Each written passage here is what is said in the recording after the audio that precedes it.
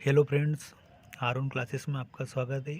आज पढ़ेंगे अपन संस्कृत का शिक्षा शास्त्र, जहाँ से पिछले पेपर वर्ग 3 2011 में हुआ था।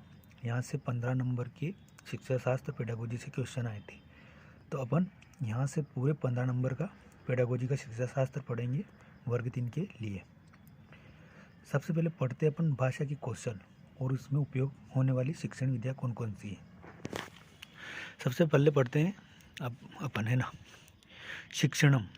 तो शिक्षणम संस्कृत के शिक्ष धातु से बना है। शिक्षण क्या है कि टीचर के द्वारा बच्चों को जो पढ़ाया जाता है उसे अपन शिक्षण कहते हैं। तो शिक्षणम कैसे बना है? शिक्ष धातु से।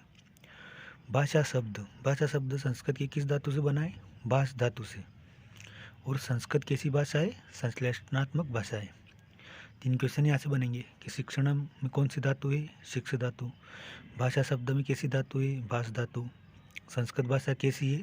तो संश्लेषणात्मक भाषा है। त्रिभाषा सूत्र में संस्कृत का स्थान क्या है? तो त्रिभाषा सूत्र में संस्कृत का स्थान वैकल्पिक रूप में लिया गया है। व्याकरण का अपर नाम अष्टाध्यायी है। व्याकरण का अपर नाम अष्टाध्यायी है। मतलब व्याकरण का नाम अपर मतलब दूसरा एक और नाम क्या है? तो व्याकरण का एक नाम तो अष्टाध्यायी है और दूसरा नाम शब्दानुशासनम है, जिसे पतंजलि ने दिया था। इतना पढ़ने के बाद अपन पढ़ेंगे भाषा कौशल, संस्कृत की भाषा कौशल।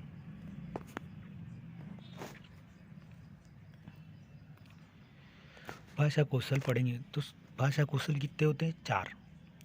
भाषा के कौशलों का मनोवैज्ञानिक क्रम। सबसे पहले क्रम पढ़ेंगे। श्रवण मतलब सुनना। भाषणम यानी बोलना। पठनम यानी पढ़ना।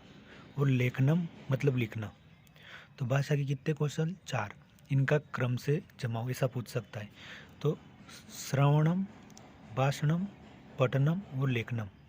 श्रवण कौशल प्रथम नंबर का, भाषणम कौशल द्वितीय नंबर का, पढ़ना कौशल पठनम तृतीय नंबर का, और अंतिम कौशल क्या है? लेखनम। तो ये एक मनोवैज्ञानिक क्रम है। तो मनोवैज्ञानिक क्रम LSRW, श्रवणम, भाषणम, पठनम, लेखनम, ये हो गया। अमनोवैज्ञानिक क्रम पूछे तो क्या करना? इनको उल्टा कर देना। पहले क्या आएगा? लेखनम, फिर पठनम, फिर भाषणम और फिर श्रवणम। तो कंप्लीट हो गए ना भाषा के 4 क्वेश्चन। अब मांटेसरी के अनुसार, मारिया मांटेसरी के अनुसार कौशलों का क्रम क्या है? पहले नंबर पे श्रवणम, भाषणम, लेखनम, पठनम। तो पठनम बाद में आएगा और लेखनम पहले आ जाएगा। तीसरे वाले के स्थान पे चौथा आ जाएगा और चौथे वाले के स्थान पे तीसरा आ जाएगा। ऐसा इसलिए कि मांटेसरी ने दिया था। परीक्षा में से पूछे कि मांटेसरी के अनुसार क्रम क्या है, तो अपन को श्रवणम, भाषणम, लेखनम और पठनम बताना है। और अगर ऐसे ही क्रम में पूछे कि मनोवैज्ञानिक क्रम क्या है, तो श्रवणम, भाषणम, पठनम, लेखनम। और अमनोवैज्ञानिक क्रम पूछे तो उल्टा बता देना है। अब इन चारों कौशल के उनके उद्देश्य क्या है? तो श्रवणम कौशल। तो श्रवण कौशल का क्या उद्देश्य है? श्रुत्वा अर्थ ग्रहणम, सुनकर अर्थ ग्रहण करना। भाषणम कौशल का मुख्य उद्देश्य क्या है? मौखिक अभिव्यक्ति। जब अपन भाषण, किसी को मंच पे भाषण देते तो अपन बोलकर अभिव्यक्त करते हैं, तो इसे मौखिक अभिव्यक्ति कहते हैं। पठनम का मुख्य उद्देश्य क्या है? पठित्वा अर्थ ग्रहणम। और लेखनम का उद्देश्य क्या है? पठितस्य लिखित अभिव्यक्ति। तो प्रथम कौशल, द्वितीय, तृतीय, चतुर्थ, इनका एक क्रम है और इनका उद्देश्य है। अपन को इनके नाम और इनके उद्देश्य याद करना है।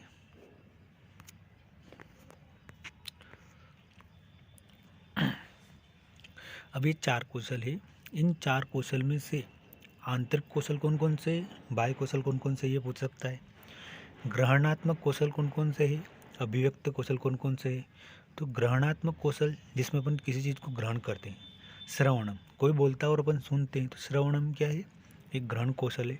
अपन किताब को पढ़ते हैं, पठनम, तो अपन ज्ञान ग्रहण करते हैं। तो ये दोनों कौन से कौशल है? ग्रहण करने वाले। अभिव्यक्ति मतलब बोल के, अपन किसी भी भाषा या वदनम, अपन बोलते हैं तो बाहर आउटपुट आता है, तो इसे बाह्य कौशल कहते हैं, अभिव्यक्ति। लेखनम, लिखते हैं तो कागज़ पे नज़र आता है, तो अपन लिख कर किसी बात को व्यक्त करते हैं, किसी को अपन संदेश भेजते हैं, जानकारी भेजते हैं, तो लिख कर व्यक्त करते से लेखनम कौशल कहते हैं। तो यहाँ से क्या पूछेगा कि ग्रहणात्मक कौशल कौन कौन से, तो श्रवणम पठनम। अभिव्यक्ति कौशल कौन से, अभिव्यक्त करना मतलब बोलकर या लिखकर, तो भाषणम और लेखनम। अब अपन एक एक कौशल को, चारों कौशल को अपन डिटेल से पढ़ेंगे। सबसे पहले पढ़ेंगे अपन श्रवणम कौशल को। श्रवणम कौशल नंबर 1, श्रुत्वा अर्थ ग्रहणम, यानी भाषा को ग्रहण करना सुनकर, इसे प्राथमिक कौशल कहते हैं। द्वितीय कौशल,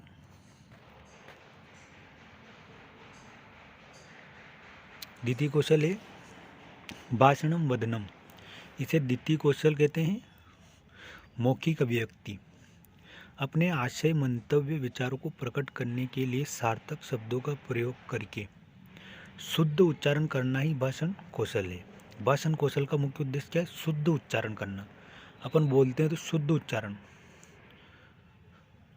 भाषण कौशल को प्रभावी बनाने हेतु परिवार व वातावरण की महत्वपूर्ण भूमिका होती है। यदि बालक का प्राथमिक स्तर पर बोलने का सुधार नहीं किया गया तो माध्यमिक स्तर पर कर पाना कठिन हो जाएगा। केवल बोलना ही भाषण कौशल नहीं है, बल्कि शुद्ध उच्चारण करना ही भाषण कौशल है। तो भाषण कौशल कौन सा कौशल है, द्वितीय कौशल। इसमें क्या करते हैं, अपन बोलकर प्रकट करते हैं। इसका मेन उद्देश्य क्या है, शुद्ध उच्चारण। अपन को शुद्ध उच्चारण करके बोलना है। तीसरा नंबर का कौशल क्या है, पठन कौशल। पठन कौशल यानी पठित्वा अर्थ ग्रहणम, पढ़कर के अर्थ ग्रहण करना ही पठन कौशल कहलाता है। श्रवण कौशल की अशुद्धियों का निराकरण ही पठन कौशल में होता है। अपन किसी बात को सुन लेते हैं और फिर बोलते हैं, और उसको जब अपन लिखते हैं तब मालूम पड़ता है कि अपन ने क्या सुना। तो ऐसा प्रश्न आ जाए कि श्रवण कौशल की अशुद्धियों का निराकरण किससे होता है, तो पठन कौशल से होता है। भाषा का तृतीय कौशल कौन सा है, तो पठन कौशल है। श्रवण कौशल की अपेक्षा पठन कौशल से स्थायी ज्ञान की प्राप्ति होती है। तो प्रश्न ऐसा आता है कि कौन से कौशल की अपेक्षा पठन को, ऐसा क्वेश्चन आता है कि श्रवण कौशल की अपेक्षा कौन से कौशल से ज्ञान स्थायी प्राप्त होता है, तो अपन को पठन कौशल याद करना है। पठन कौशल का मुख्य उद्देश्य क्या है, पढ़कर अर्थ ग्रहण करना। अब पठन कौशल के दो भेद हैं, सस्वर और मौन। स्वस्वर मतलब बोलकर, मौन यानी मन ही मन में पढ़ना। सस्वर वचन के भी 3 भाग हैं, आदर्श वाचन, अनुकरण वाचन, समेत वाचन।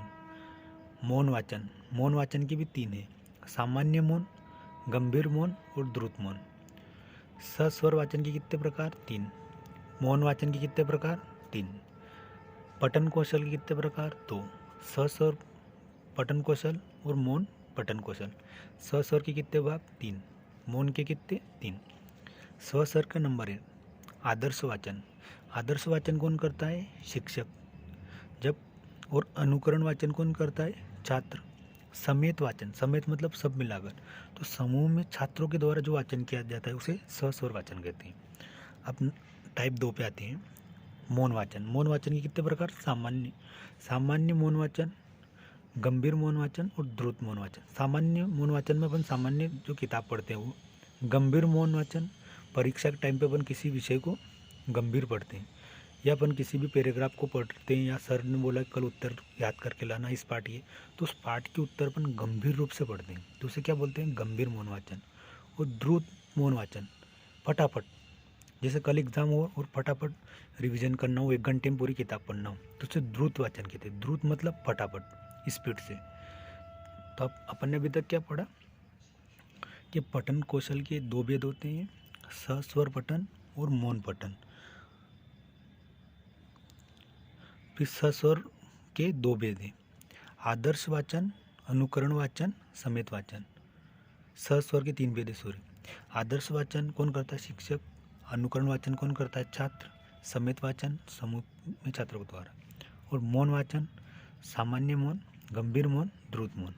सामान्य मौन मतलब अपन नॉर्मल पढ़ते हैं, और गंभीर मौन में जब परीक्षा का टाइम हो या सर कोई अपन को टॉपिक याद करने के लिए देते हैं तो अपन गंभीर रूप से पढ़ते हैं। और द्रुत मौन यानी क्विक रिवीजन, फटाफट 1 घंटे में पूरी किताब पढ़ना ऊपरी ऊपरी निगाह से। पठन कौशल को अपन वाचन कौशल भी कहते हैं। ये सब पूछे पठन कौशल या वाचन कौशल के कितने भेद है, तो 2 भेद है, सस्वर वाचन, मौन वाचन।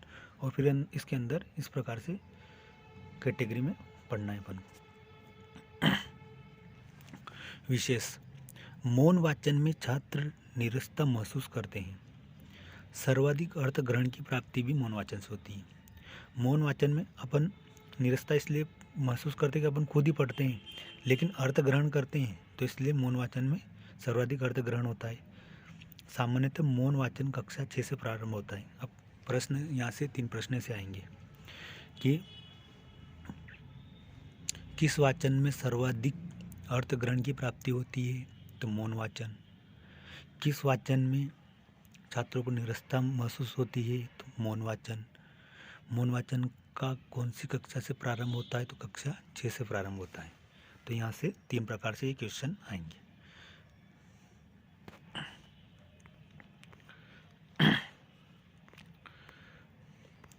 अब वाचन की विधि।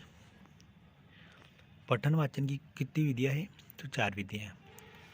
अ वर्ण विधि, आम पदे शब्द विधि, आम खाता है वाक्य विधि, बंदर आम खाता है।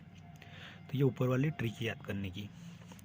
अ से मतलब वर्ण विधि पठन के लिए, आम से पद या शब्द विधि, आम खाता है यानी एक वाक्य बन गया तो वाक्य विधि। और बंदर आम खाता है तो अपन को कोई कथा सुनाता है, दादा दादी नाना नानी पापा कोई भी छोटे बच्चों को कथा सुनाता है, बंदर की कहीं की भी, तो इसलिए इसको कथा विधि कहते हैं।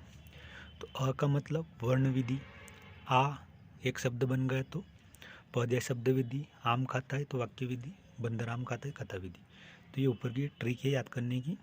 इनकी मुख्य विधियाँ हैं वर्ण विधि, शब्द विधि, वाक्य विधि और कथा विधि। अब पढ़ेंगे अब लेखन कौशल, चतुर्थ कौशल या अंतिम कौशल। अंतिम या चतुर्थ कौशल, पठितस्य लिखित अभिव्यक्ति, भाषा को स्थायित्व दिया जाता है, सबसे कठिन कौशल है और वर्तनी शुद्धता का महत्व दिया जाता है। तो लेखन कौशल में अंतिम चौथा कौशल है, यह लिखित अभिव्यक्ति है, भाषा को स्थायित्व दिया जाता है, सबसे कठिन कौशल है और वर्तनी की शुद्धता को महत्व दिया जाता है। इसमें कुछ नहीं याद करना है, ये सब पूछता है एग्जाम में। अंतिम कौशल कौन सा है, लेखन कौशल, और यहाँ पर वर्तनी की शुद्धता को महत्व दिया जाता है। ये दो बातें ध्यान रखना है अपन को बस। अब इसकी लेखन कौशल की 3 विधियाँ हैं। दृष्ट लेखन विधि यानी देख के लिखना, श्रुत लेखन विधि सुनकर लिखना, अक्षर स्वरूप अनुकरण विधि यानी कि अक्षर का वैसा वैसा रूप बनाना। दृष्ट लेखन विधि प्राथमिक स्तर के उपयोगी हेतु यानी प्राथमिक कक्षा 1 से 5 तक के विद्यार्थी जो बोर्ड पे जो शब्द लिखे जाते हैं या पाठ लिखा जाता है उसको देखकर लिखते हैं, तो उसे दृष्ट लेखन विधि कहते हैं। श्रुत लेखन विधि यानी सुनकर, उच्च प्राथमिक यानी कक्षा 6 से 8 तक के बच्चे, जब बच्चों को सर प्रश्नोत्तर लिखाते तो वो बोर्ड पे नहीं लिखाते, बोल बोल के लिखाते हैं, तो उसे बच्चे सुनकर लिखते हैं, तो श्रुत लेखन विधि। अक्षर स्वरूप रूप अनुकरण विधि पूर्व प्राथमिक यानी आंगनवाड़ी के विद्यालयों में। तो ये लेखन की 3 विधियाँ हैं। अब इसमें से क्वेश्चन ऐसे पूछेगा कि ये कई की विधियाँ, तो लेखन की विधियाँ हैं। अक्षर स्वरूप अनुकरण विधि कितनी कक्षा के लिए, तो पूर्व प्राथमिक आंगनवाड़ी के बच्चों के लिए। दृष्ट लेखन विधि यानी देख के लिखना, ये किन बच्चों के लिए, तो प्राथमिक स्तर के लिए। श्रुत लेखन विधि सुनकर लिखना यानी उच्च प्राथमिक बच्चों के लिए। अब मौखिक व लिखित प्रश्नों के प्रकार। मौखिक व लिखित प्रश्नों के प्रकार। कौशल की उद्देश्य की प्राप्ति के लिए परीक्षा का आयोजन किया जाता है। भाषा के कौशल क्या है, 4 अपन पढ़ रखा है, श्रवणम, भाषणम, पठनम और लेखनम, 4 कौशल पढ़े।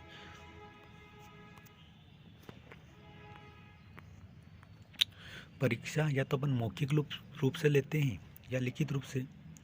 तो मौखिक रूप से किन किन कौशलों की परीक्षा ली जाती है, तो 3 कौशलों की उद्देश्य की प्राप्ति के लिए मौखिक परीक्षा का आयोजन किया जाता है। 3 कौशल कौन कौन से, श्रवणम, भाषणम और पठनम। अपन सुन कर लेते हैं या भाषण बोल के या पढ़ के। तो इन 3 कौशलों का उपयोग मौखिक विधि में किया जाता है और एक कौशल लेखन के उद्देश्य की प्राप्ति के लिए लिखित परीक्षा का आयोजन किया जाता है। तो यहाँ से परीक्षा में क्वेश्चन किस प्रकार से आते हैं कि परीक्षा की विधि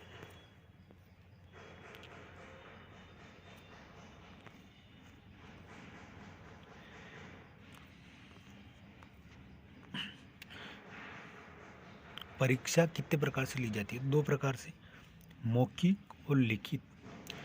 मौखिक परीक्षा में किन किन कौशलों का उपयोग किया जाता है? तो मौखिक परीक्षा में शुरू के 3 कौशल कौन कौन से? श्रवणम, भाषणम और पठनम। इन 3 कौशलों का प्रयोग मौखिक परीक्षा में किया जाता है और लिखित परीक्षा में सिर्फ लेखन कौशल का प्रयोग किया जाता है। तो यहाँ से प्रश्न समझ में आ गए होंगे कि मौखिक कौशल में कौन कौन सी कौशल आएंगे और लिखित में कौन कौन से कौशल का उपयोग होगा। अब मौखिक परीक्षा। अब इस प्रकार की परीक्षा में शिक्षक छात्रों से मौखिक प्रश्न करता है तथा छात्रों भी इसका उत्तर मौखिक रूप से देते हैं। तो मौखिक परीक्षा के भेद: शास्त्रार्थ परीक्षा, शलाका परीक्षा, साक्षात्कार परीक्षा, वाद विवाद परीक्षा और अंत्याक्षरी परीक्षा। इन चारों का नाम दे देगा और एक दूसरी विधि दे देगा और पूछ लेगा कि इनमें से कौन सी मौखिक परीक्षा नहीं है। इस प्रकार से प्रश्न आएंगे। अंत्याक्षरी विधि, तो अंत्याक्षरी में आपको पता ही होगा, गांव में बचपन में खेलते हैं अंत्याक्षरी। एक अक्षर कीवर्ड रहता है, उसके हिसाब से बोलते और गाना, उस अक्षर के हिसाब से अपन को गाना बोलना पड़ता है। तो अंत्याक्षरी विधि, अंत्याक्षरी मौखिक रूप से होती है। वाद विवाद मतलब एक दूसरे से अपन चर्चा करते हैं। साक्षात्कार इंटरव्यू। शलाका परीक्षा, शलाका परीक्षा क्या होती है कि अपनी जो नोटबुक रहती है और नोटबुक पे जो शिक्षक के द्वारा जिस उंगली पर, जिस पैराग्राफ पे शिक्षक उंगली रख देता है, तो उस पैराग्राफ को छात्र को बोलना पड़ता है। तो ये क्या है? एक शलाका परीक्षा। पर है क्या? मौखिक। शास्त्रार्थ परीक्षा, शास्त्र के बारे में पढ़ते हैं इसमें। तो ये मौखिक परीक्षा है। कौन कौन सी? शास्त्रार्थ परीक्षा, शलाका परीक्षा, साक्षात्कार, वाद विवाद और अंत्याक्षरी। यहाँ से क्वेश्चन कैसा पूछेगा कि इनमें से कौन सी मौखिक परीक्षा है, कौन सी लिखित, या इनमें से नहीं है, इस प्रकार से। लिखित परीक्षा।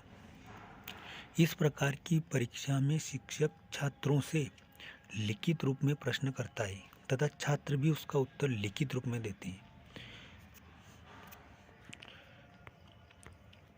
इस प्रकार की परीक्षा में छात्रों की चिंतन शक्ति, कल्पना शक्ति और विचार अभिव्यक्ति का परीक्षण किया जाता है। अब लिखित परीक्षा कितने भेद?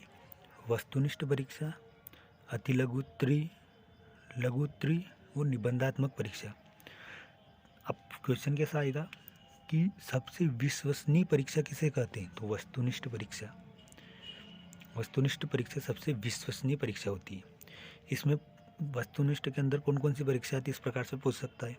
तो रिक्त स्थान आते हैं इसमें, सत्य आते हैं और मिलान चिन्ह आते हैं।